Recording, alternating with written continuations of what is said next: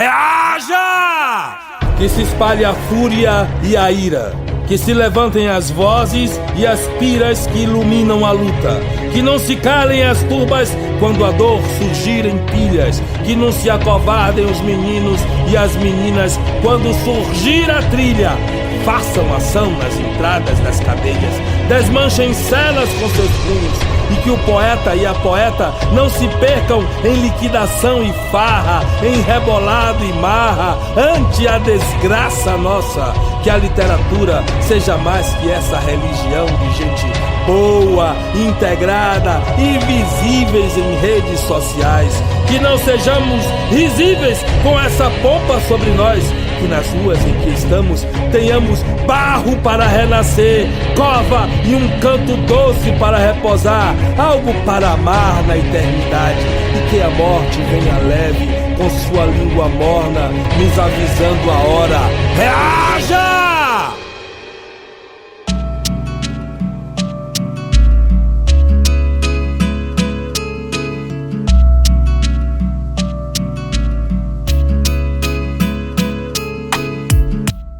Bom dia, boa tarde, boa noite a todos e todas ouvintes do podcast Poder das Asas, Livraria Eleyé, Reaja Editora. Hoje, nessa nova edição, nós teremos o prazer de ouvir, de conversar, de bater um papo, trocar uma ideia com Davi Nunes, um escritor baiano, um escritor com uma força muito grande, que é uma força ancestral que a gente pode ver nas letras, que os quilombos, o amor, que ele chama de dengo, passa pelas letras dele. Olá, Davi, é um prazer falar com você agora. Boa noite, bom dia, boa tarde a todas as pessoas que vão escutar e que estão escutando esse podcast, né?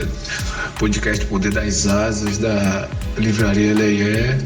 Para mim é sempre um prazer falar com a Milton e saúdo todas as pessoas que vão escutar essa conversa.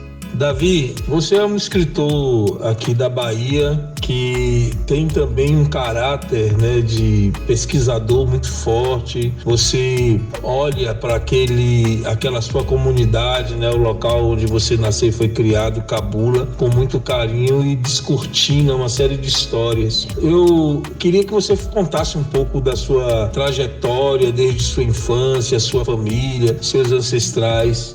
Eu sou do Cabula, né? Especificamente vivi entre o bairro de Narandiba, que é um bairro que tem um nome indígena, acho que significa Terra da Laranja, algo assim, se não me fuge a memória agora, e o Beru, que foi um africano que veio escravizado, né? E conseguiu parte das terras na região do Cabula, né, no miolo do Cabula, onde hoje é o bairro Beru Tancredo Neves, né?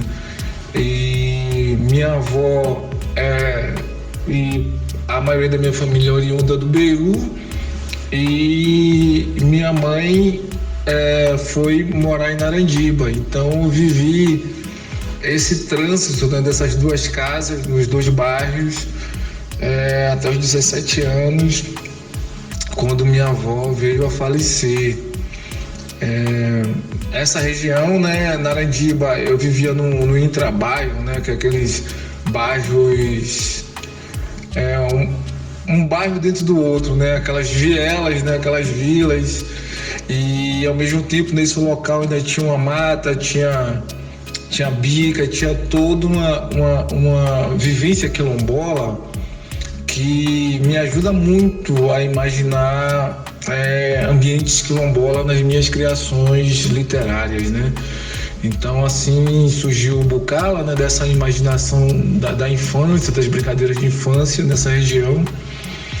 E o Beru, para mim, era um local mais urbano, né? Assim, numa periferia mais urbana, onde eu conseguia viver outras relações.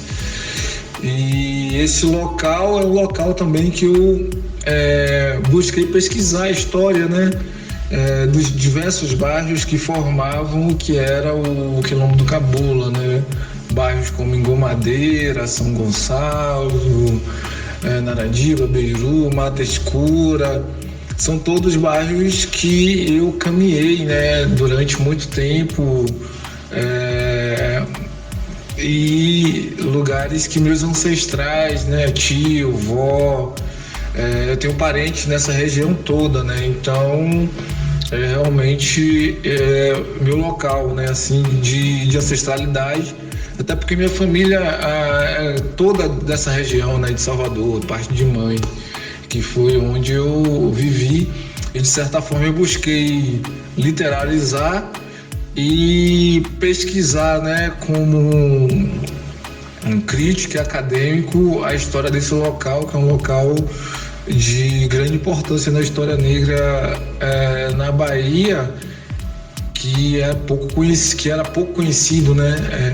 E agora eu venho trazendo mais, né, a conhecimento, a história desse local. Você tem uma produção acadêmica muito forte, participa de vários encontros, tem vários artigos publicados, né? Está no doutorado, mas você também não se desliga, né? Nunca se desligou da sua relação com a ação comunitária, né? Com a sua comunidade, com várias outras comunidades. Eu me lembro de ter você numa ação da Reaja lá na Engomadeira, naquela época da chacina do Cabula, que você foi dar uma formação, falar um pouco sobre Cabula, falar um pouco inclusive sobre Engomadeira. Você pode me falar sobre essa sua relação com a pesquisa, mas com a ação comunitária também?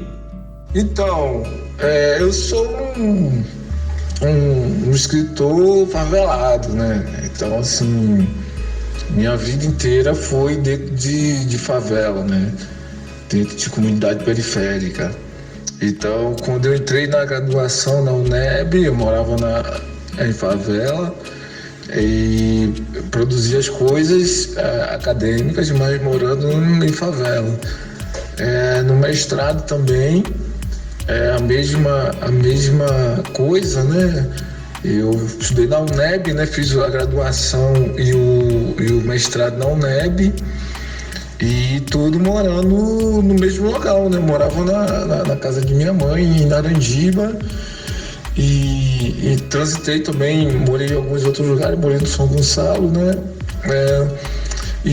Mas sempre tendo essa residência no Cabula, né? Em comunidades, em favelas. Então, a minha relação com a academia e com periferia é só uma extensão, né? Desse corpo negro periférico também, né? Óbvio que a gente busca dimensionar essa negritude ao cosmo, né? Uma negritude que ela busca, ela não se limita ao espaço geográfico, né? Ela cria voos e mergulha em várias dimensões, né? Então eu publiquei meu primeiro livro, ainda tinha uns 19 anos, quando eu estudava no Rômulo Almeida no Imbuí, né? E depois na academia, na UNEB, eu consegui criar uma revista artístico-acadêmica chamada Cinzas no Café, que falava sobre o entorno da região do Cabula.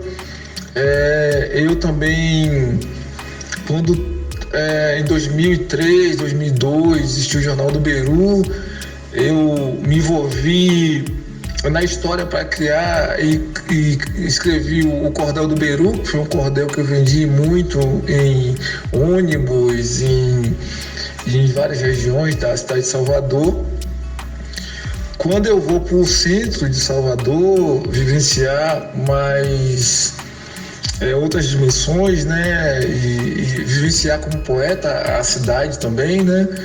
Então eu tive toda essa vivência em vários locais em Salvador e fora de Salvador, e essa relação com a comunidade, ela continua, né? Agora eu faço doutorado na PUC do Rio, né? Mas estou morando agora em BH, mas essa relação não muda, né? Eu sou um escritor que venho do inframundo do banzo, né? Que é esse local apocalíptico, de certa forma, que é a favela, né? Que é o lugar, de certa forma, da morte social, da morte ontológica negra, né? Porque foi um local que a gente foi colocado, né? Foi um local que o mundo dos humanos, né? O mundo branco e o mundo não negro nos colocou, né? E ao mesmo tempo é um local onde a nossa energia, onde a nossa carne é sugada, né? Por esse mundo, né? Então, vivenciei muitas situações traumáticas e isso também me formou, né, como escritor, essa relação da extrema violência que a gente vive nas periferias de Salvador, né, e de ter perdido vários amigos também nesse caminhar. E isso às vezes dá um sentimento de ser isolado genealógico, né? Porque dentre tantos jovens eu consegui construir alguma coisa, né? Mas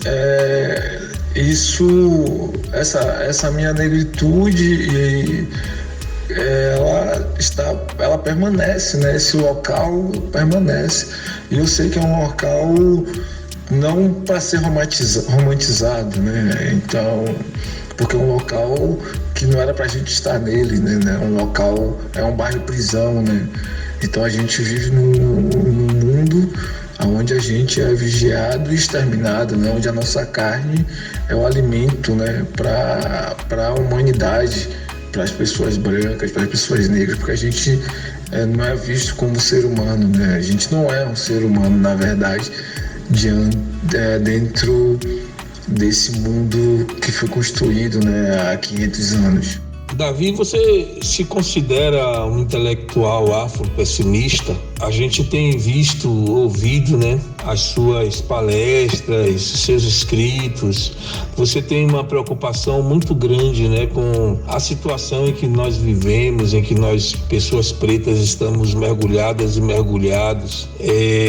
Você tem falado muito sobre o ódio antinegro, que é uma coisa muito diferente das teorias que vão surgindo aí pela internet, pelos influencers e tal. Você poderia falar um pouco dessa teoria, né, dessa perspectiva política que é do ódio antinegro, do racismo antinegro? Você poderia falar um pouco sobre isso e em que sua obra se encaixa nisso ou se não se encaixa?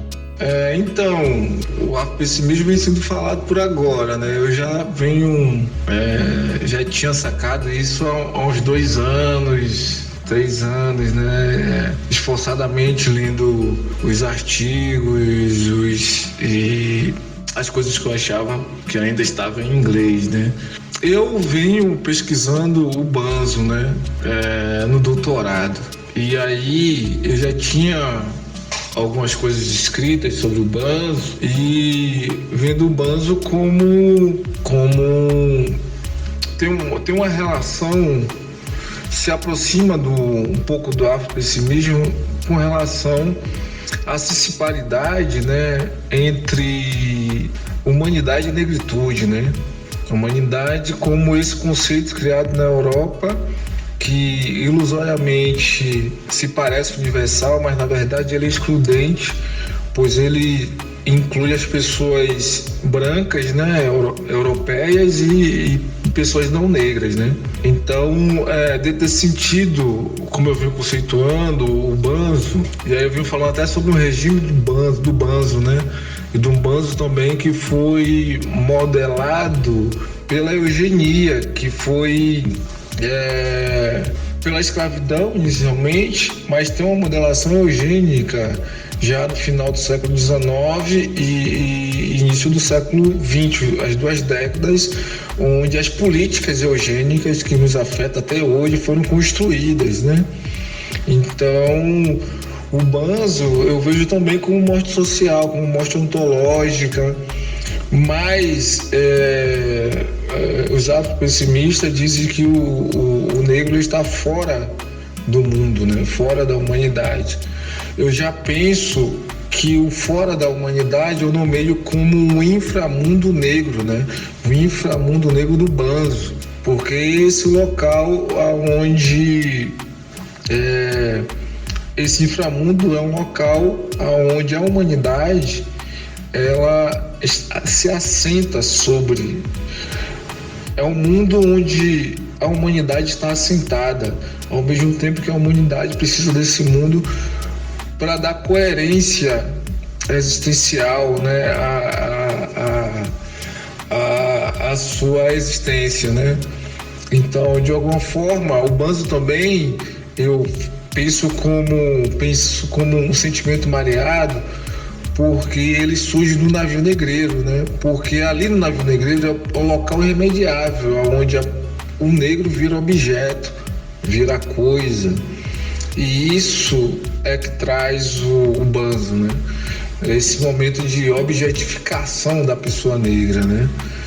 Então, eu tenho uma relação com o afropessimismo, mas eu busco estruturar teoricamente, como eu vim fazendo doutorado, através do Banzo, né? Que já é uma outra coisa para pensar também as violências que a gente vive como negro nesse território que é o Brasil, né? Como negro afrodiaspórico, mas no território brasileiro, né? Então é uma interpretação, uma teoria crítica que eu venho formulando e venho escrevendo para que vai sair uma tese no final, né, do doutorado sobre isso, né?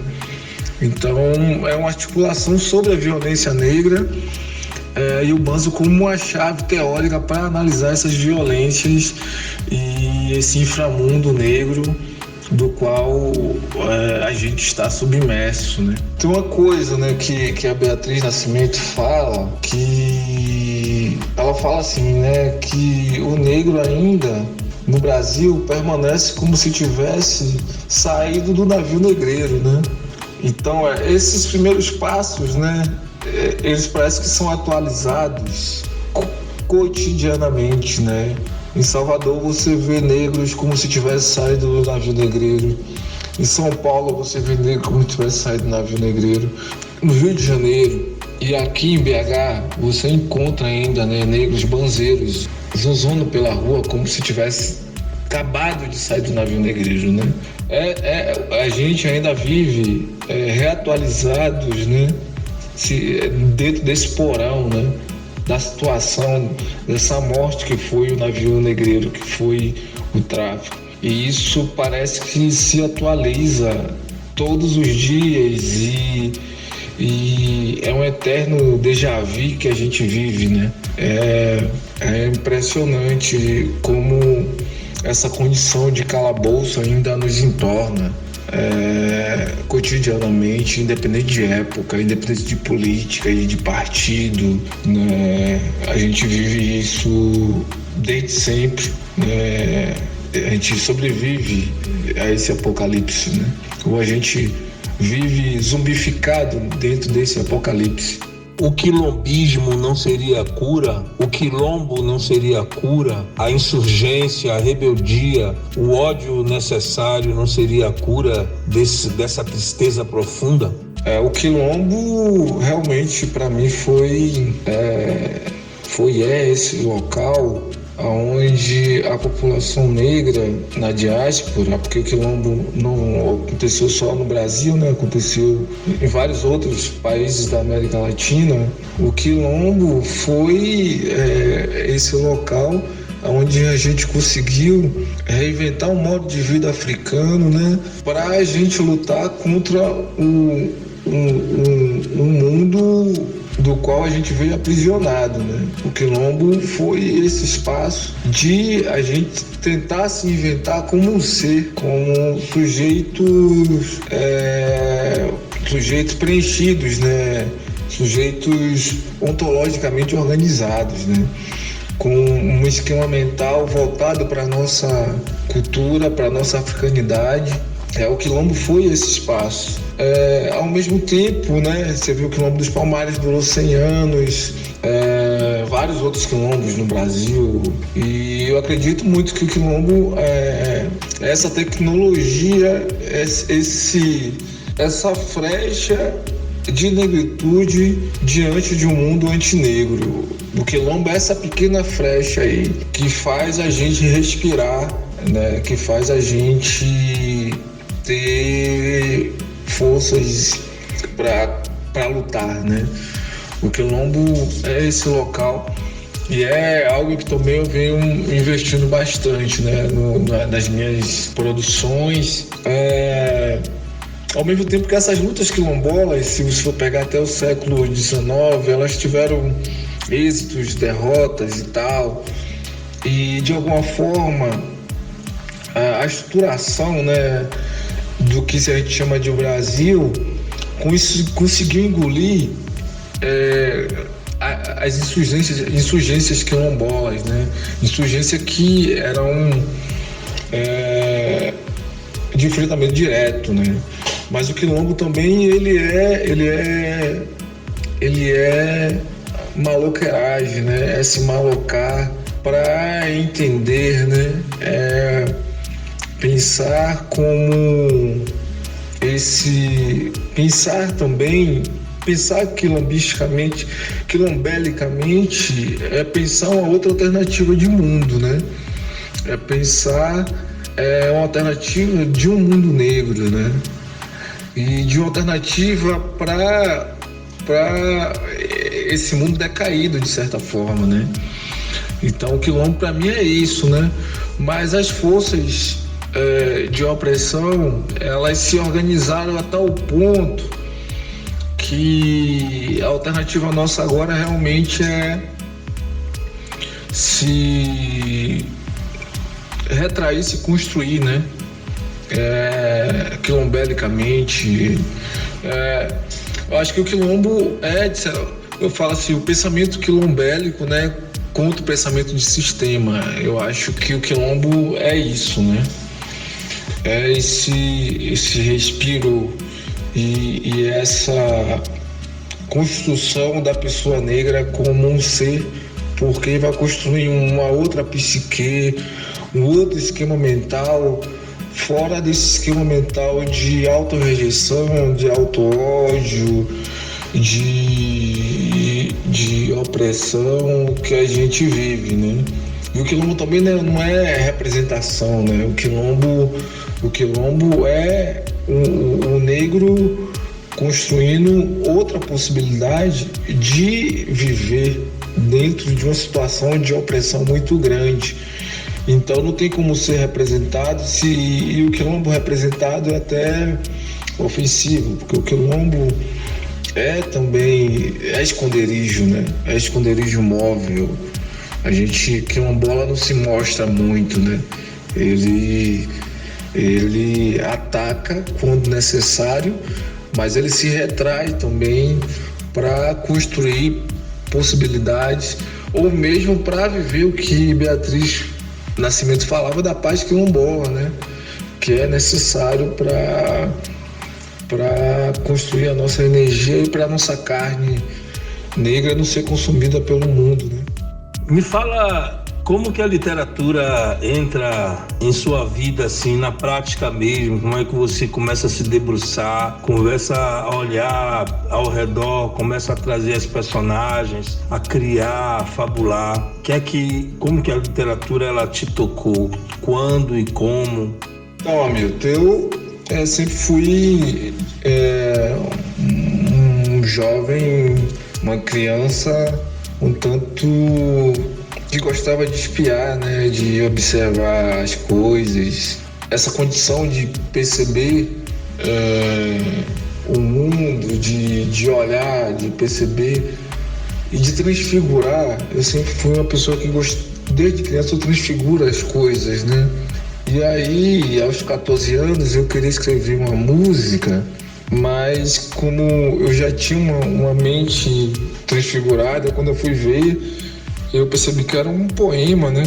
E eu descobri que aquilo era poder, né?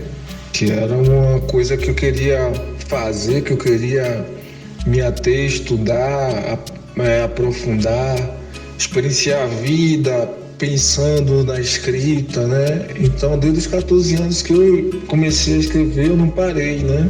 Então, eu tenho um início com a poesia, E aí, através na adolescência, lendo Machado de Assis, lendo Cruz de Souza e lendo Lima Barreto, eu começo também a escrever alguns contos, né? Eu acho que esses 3 escritores negros foram muito importantes na minha formação.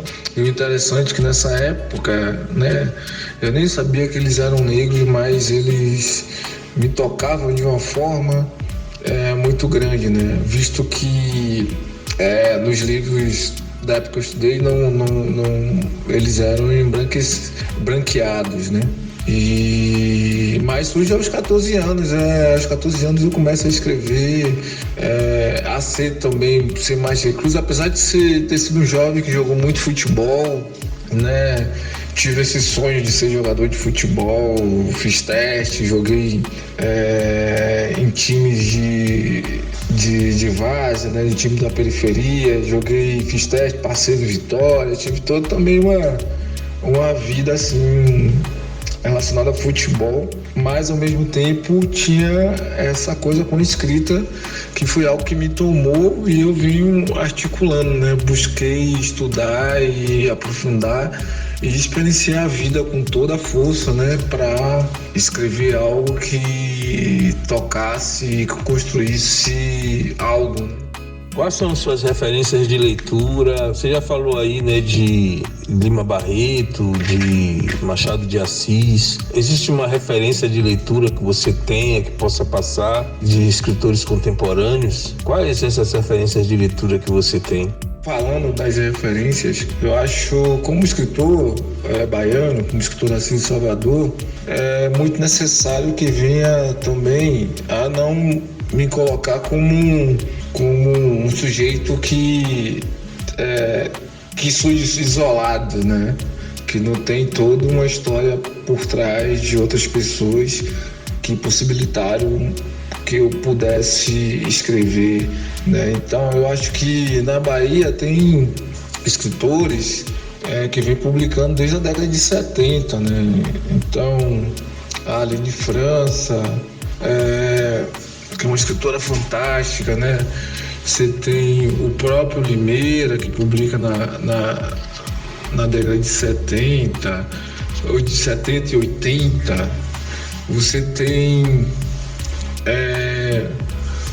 o Edu Omolguian, que em 80, né, na primeira metade de 80, já estava inspirado nos Cadernos Negros, tinha um livro Capoeirando, que tinha poetas e compositores de bloco afros, né? Eu acho outro escritor baiano que eu curti muito de ler foi o Fernando Conceição, né? Que publicou Cala a Boca, Calabaio, em 86, que é um super livro que fala sobre a periferia da década de 80 de Salvador. São escritores extremamente importantes para entender a literatura baiana, né? Então, a Aline França, em 78, publica Negro Doni, que é um super livro, A Mulher de Aleduma. E então, assim, aí tem você também, que é um escritor que eu admiro muito, Landê, que começa a publicar na década de 90, né? Você com os Maloqueiros na década de 80 também já vinha numa ação muito grande, né? De formação, assim, tem alguns escritores que eu, como eu falei, né, Lima Barreto, Cruz de Souza e tal. Tem também uma escritora que eu gosto muito, uma escritora inglesa, mas que tem laços parentescos, né? O pai era jamaicano, que chama Zadie Smith, que eu gosto bastante. O próprio Frank B, com o Afropessimismo, que é um livro muito bacana, que eu terminei de ler ontem. Beatriz Nascimento, com toda a sua quilombagem, né? Sua atlanticidade e ontológica, né? Sobre negritude, para mim é muito importante. Nas artes plásticas também para mim é muito importante. Então Basquiat é super importante para minha formação minha formação cultural e pictórica, né? No sentido de colocar também, escrever como se pinta, né? Eu gosto disso. Acho que meu livro Banzo, ele traz isso, né? A Carolina Maria de Jesus também foi importante. Assim, são diversos escritores e são muitos, né? Então, assim, escritores, há diversos escritores, muitos escritores. Eu gosto muito dos escritores americanos também, os escritores americanos negros, né? Eu sempre gosto da forma como escreve, de forma mais pragmática, né? Então, os escritores africanos também. Fanon também foi uma influência muito importante, né, para minha construção, para pensar a psique negra, né, e me entender como um sujeito negro também, no sentido de desconstruir os mapas mentais da branquitude. São diversos, são muitos escritores e escritoras, mas eu quis demarcar um pouquinho esses escritores da década de 80 e 90 na Bahia, que são pouco pesquisados e esquecidos, né? Como é que você vê o mercado literário? Como é que você vê a literatura, sobretudo a literatura preta, como negócio, a circulação, a venda, o retorno? Qual a sua percepção disso tudo? Então, eu nunca sei explicar muito isso, porque o mercado é sempre antinegro, né? Então o mercado, ele, de certa forma, nesse sistema de visibilidade controlada, ele escolhe alguns negros, né? Que servem muito de auxiliares, né? Ou que são carnes mais fáceis de ser consumida pelo mercado e pela branquitude, né? Para mim, publicar foi... conseguir uma publicação alternativa, né?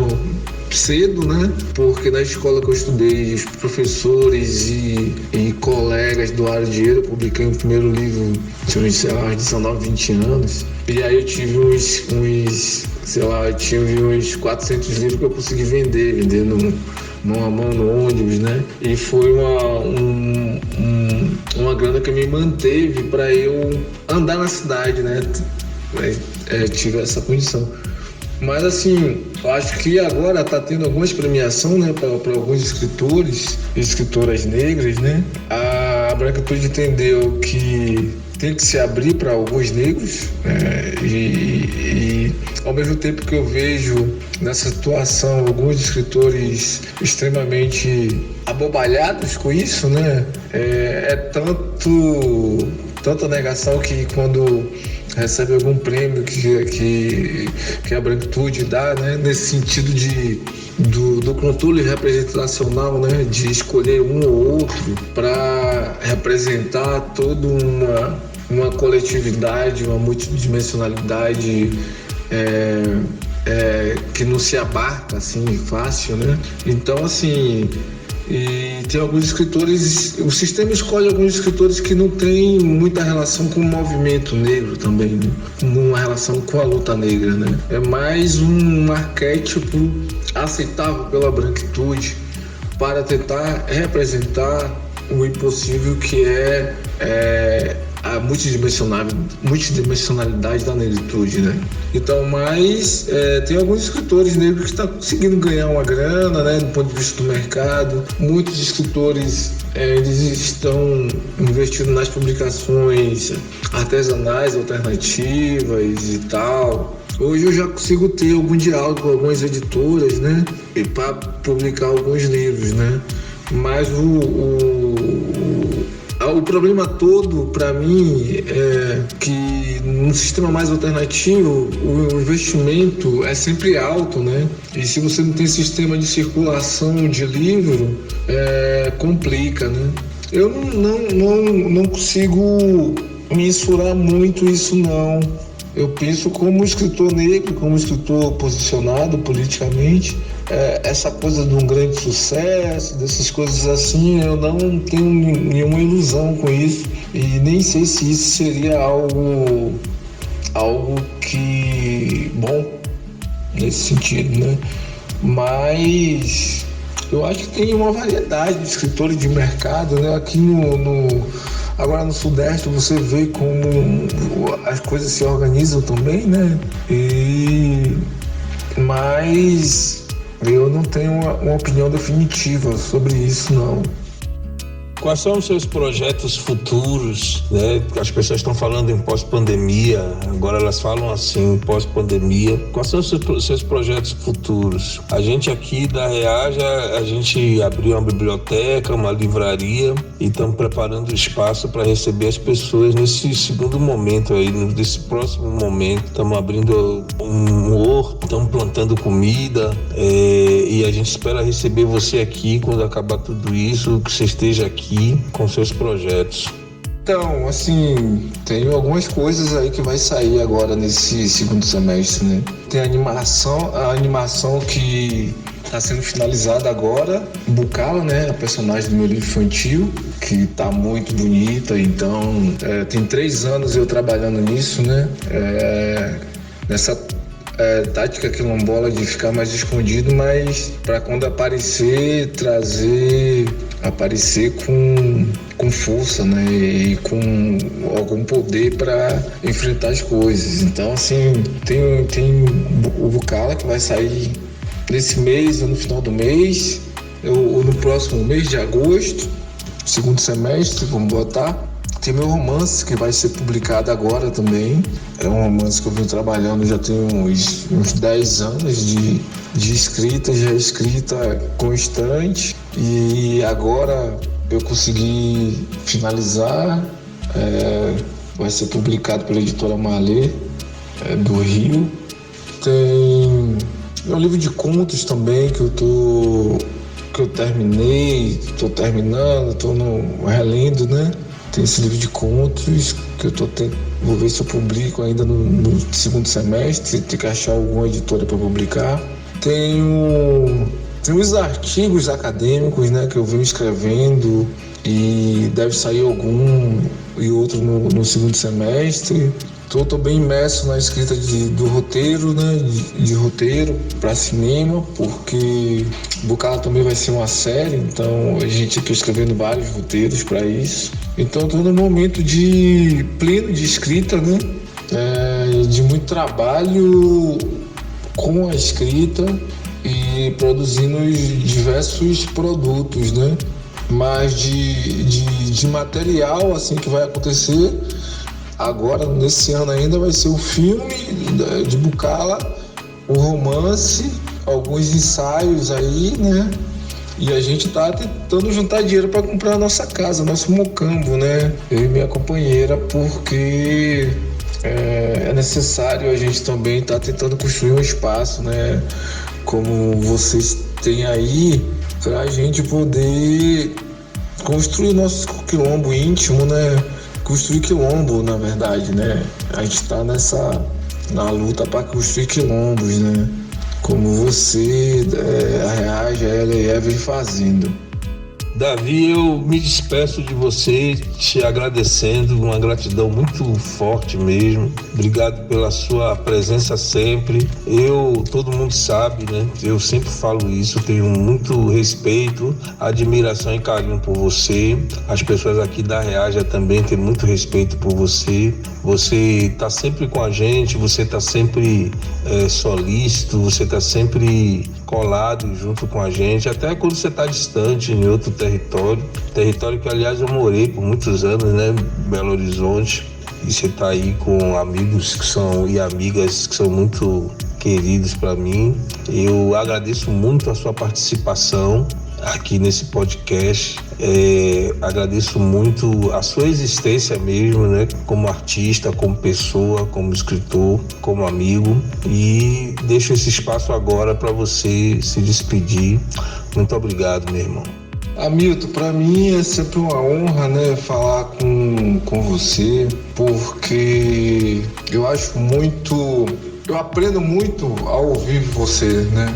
Toda vez que eu vejo você falando sobre, e com sinceridade, né, não aquela fala que normalmente as pessoas falam, né, quando são convidadas para aquela fala consensual, né? Eu acho que a gente precisa mais de falas que sejam dissonantes, que a gente precisa nos rever, não dessa forma de grupinhos e tal, né, que como ocorre. Eu acho que você tem uma voz que destoa e que constrói, né, uma pessoa que constrói muita coisa, que está sempre fazendo, né, mostrando em ação. Eu tenho muita admiração por todas as suas ações, né, que eu acompanhei nas passeatas, né, que tinha em Salvador, que é aí que eu tenho um contato com você, com toda a sua luta, né, e todas aquelas passeatas que teve, né, e no centro da cidade eu também vinha ao acompanhar, eu aprendi muito, né? Sua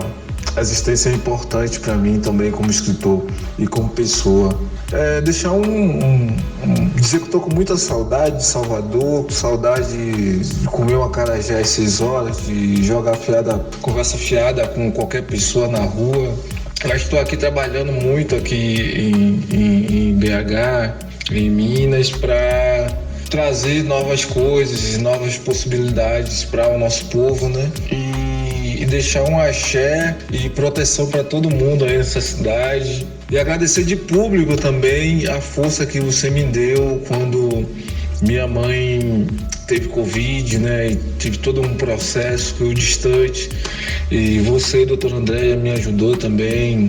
Eu falo de público isso porque tem que ser falado. E é isso, meu velho. Tô sempre aqui a postos e vamos juntos. Abração aí pra você e pra todo mundo.